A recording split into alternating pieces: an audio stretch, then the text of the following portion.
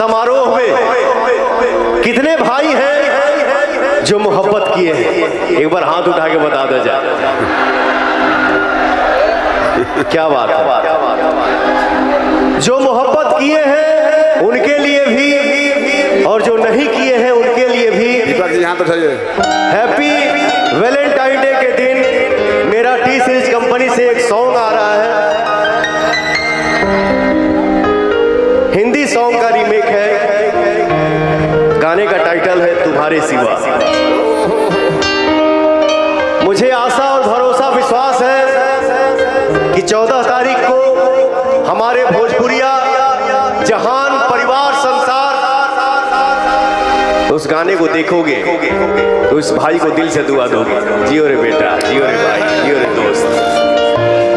Title है, याद रखिएगा, 14 तारीख को आ रहा है मेरा गाना टी सीरीज कंपनी से, तुम्हारे सिवा। Thank you.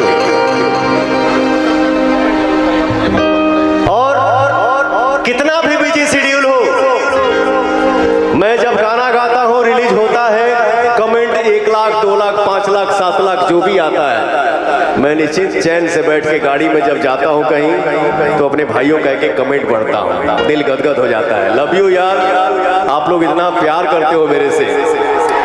Thank you.